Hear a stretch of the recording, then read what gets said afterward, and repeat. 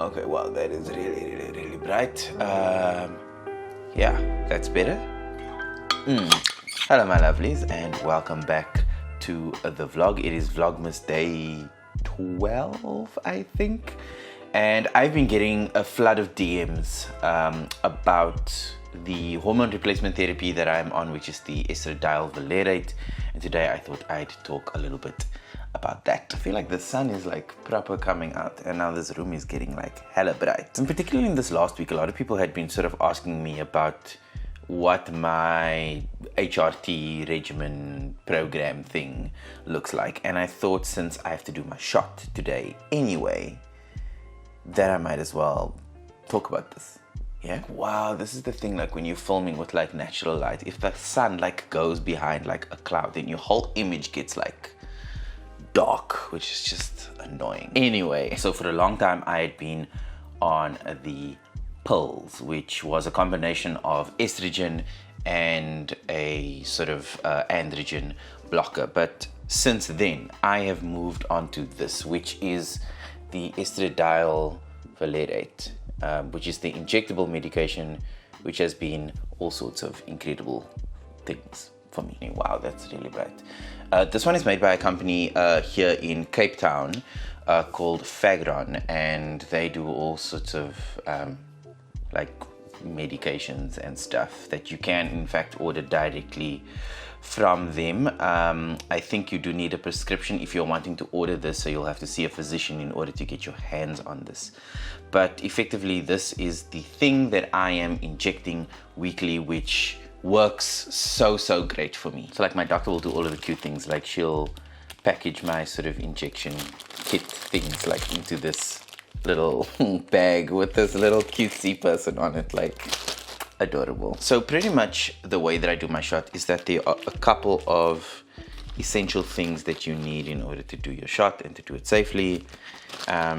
I'll show them to you now real quick. Yeah, obviously you're gonna need a syringe, and then you're going to need one of these needles, which is 21 gauge needles. This is what you use to draw the liquid out of this. The estradiol is quite viscous, so it's really thick, so it takes a little bit of time to draw it up from the vial, so you need a sort of wider needle to do that quicker. Then you need like smaller needles, which are 30 gauge needles. This is a thinner dental needle, and this is what you use to administer the injection.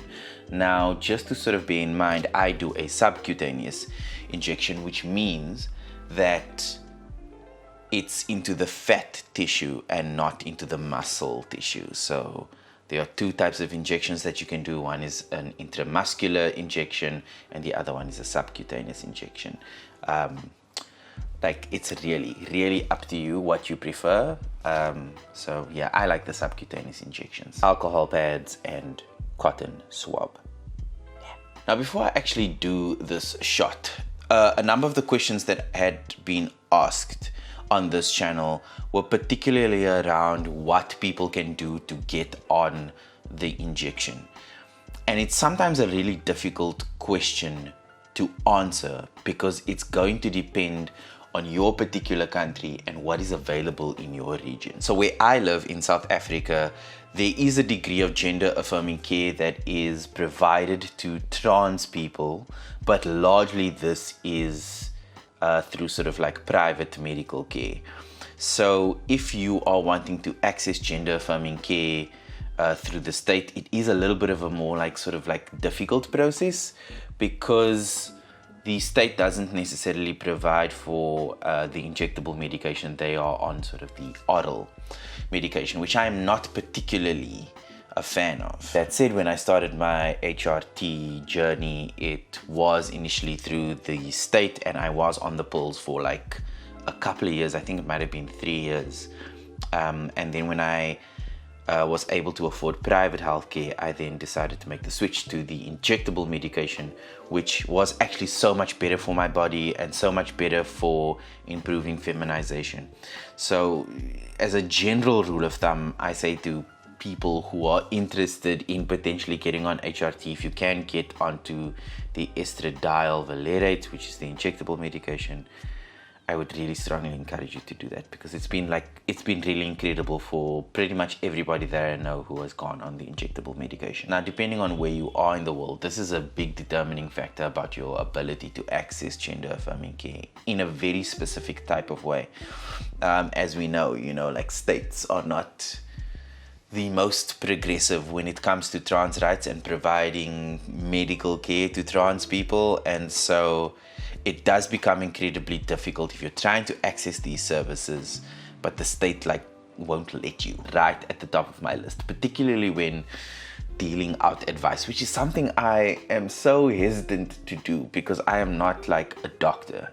Like, a lot of the things that I talk about on this channel are either through my own experiences, or they are through a lens of trans advocacy, because that's largely the space that I work in. I will always recommend that you do your own research and your own homework around pursuing gender affirming care and what that looks like in your particular context. Speak to a medical provider if you can, if you have access to that. Do your research. Particularly YouTube is a fantastic resource for this, for people sharing their experiences and the sort of avenues that they found to be able to make gender affirming healthcare available to them in their community. So please do your homework. And then, if you are getting on gender affirming healthcare, I can't tell you how important it is to look after your health, and particularly that pertains to doing regular blood tests to monitor, I guess, your levels and stuff. And this is just to maintain your health. It is such a crucial part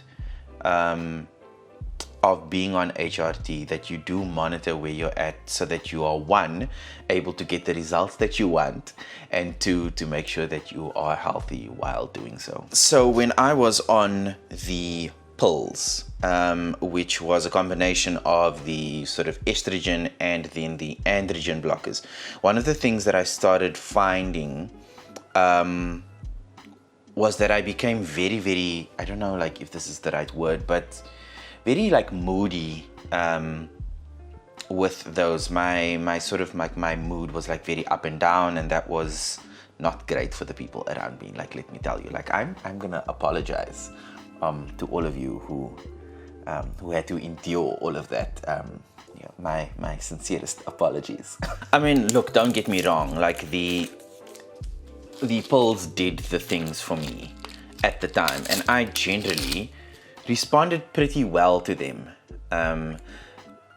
But over a period of time, the androgen blocker started affecting my eyesight, and I only figured that out, I think 2 years later, when I had to go for an eye test, because I wear glasses, and I'm sitting there and they're going dude, your eyes have deteriorated so much. And I was I couldn't put my finger on it.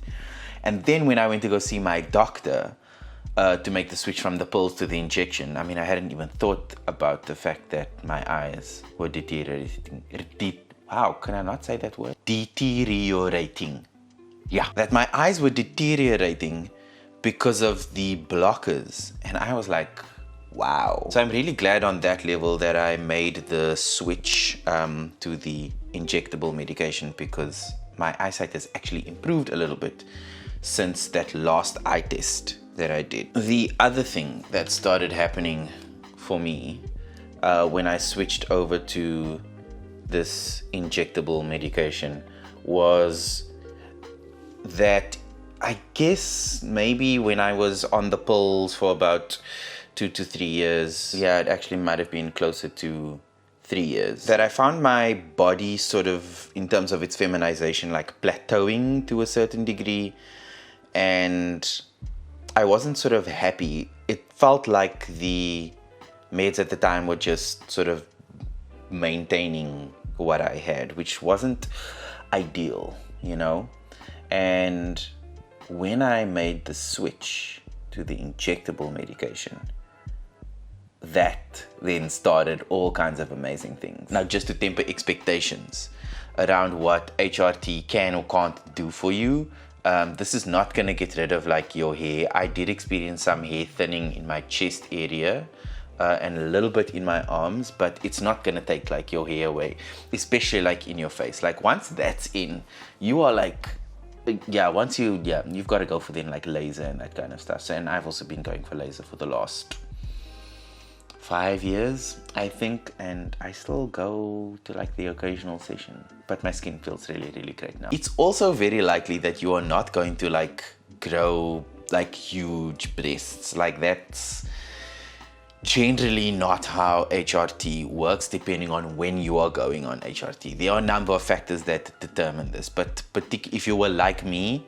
and you went on to HRT a little bit later in your life, you might not get this sort of, I guess, same type of breast growth that you would otherwise get if you were on it when you were younger, and you might not get the same kind of breast development as, I guess, cisgender women. But that's also a really weird conversation because everybody's body is different. And I really want to stress this because often the comparison between trans women and cisgender women, that one is better than the other or one is something that we need to aspire to, I don't like that idea. And so I think we just need to be very careful when we talk about like what it is that we want and why it is that we want those things, and not necessarily set the bar unrealistically when we're sort of, you know, wanting to do certain things. Setting and tempering your expectations are really, really important, so that you don't set yourself up for like disappointment down the line, and also to manage your transition, I guess, a little bit more effectively and intentionally. Everybody's body is different, and everybody's body is going to respond differently to HRT and the injection specifically in this context. Obviously, there are the sort of generic expected results that you can expect. So some fat redistribution, some breast, why can't I say the words today? Breast growth. Yeah, breast growth. Softening of the skin, some thinning of the hair. So those are the sort of general things you can kind of expect, but the degree to which that happens might be very dependent on you and your body. For me and my body specifically, I responded really, really well to the sort of feminizing effects of HRT, particularly around fat distribution and breast growth. Like those two things for me were like really, really great. Like I am very like heavy built, like I'm very stocky. I hold on to muscle, I hold on to weight really, really easily. Like, can you see this? Like what is happening there?